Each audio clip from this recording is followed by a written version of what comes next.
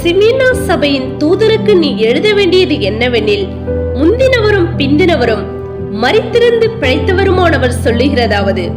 வெளிப்படுத்தின விசேஷம் 2ஆம் அதிகாரம் 8வது வசனம். தியானம்.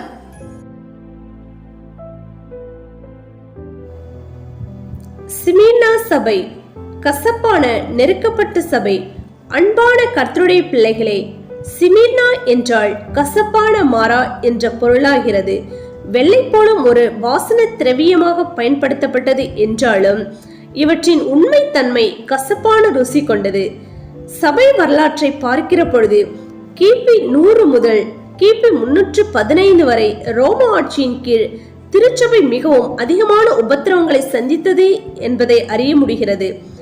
மாவீரன் அலெக்சாந்தரால் எபேசுக்கு வடக்கே சுமார் 35 மைல் தொலைவில் சிமிர்னா பட்டணம் நிர்மாணிக்கப்பட்டது.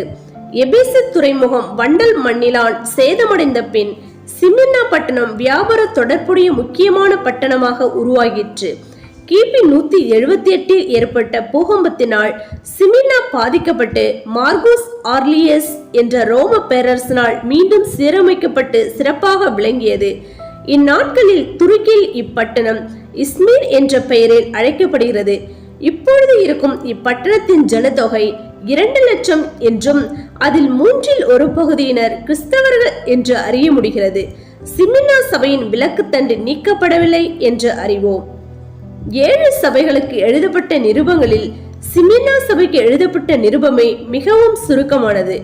இந்த சபையில் இயேசுவாகிய தேவன் எந்த குற்றமும் காணப்படவில்லை, அதற்காக இச்சபையில் எந்த குறையும் இல்லை என்ற முடிவிற்கு வந்துவிட முடியாது.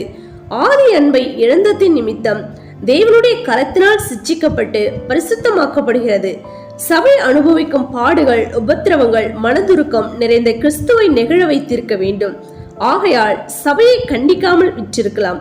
அதே வேளையில் மரண பரியந்தம் உண்மையாயிருக்க வேண்டும் என்று எச்சரிக்கிறார்.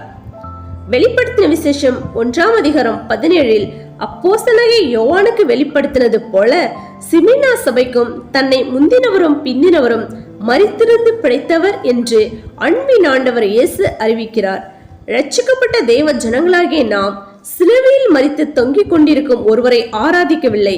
கல்லறையால் அவரை தன்னுடைய ஆளுகைக்குள் வைத்துக் கொள்ள இயலவில்லை. அப்போஸ்தலனாகிய பவுல் கூறுகிறது போல் அவர் மாம்சத்தின்படி தாவீதின் சந்ததியில் பிறந்தவரும் பரிசுத்தமுள்ள ஆவியின்படி தேவனுடைய சுதனென்று மரித்தோரிலிருந்து உயிர்த்தெழுந்ததினாலே பலமாய் ரூபிக்கப்பட்ட தேவகுமாரனுமாய் இருக்கிறார். ரோமர் 1ஆம் அதிகாரம் 5வது வசனம்.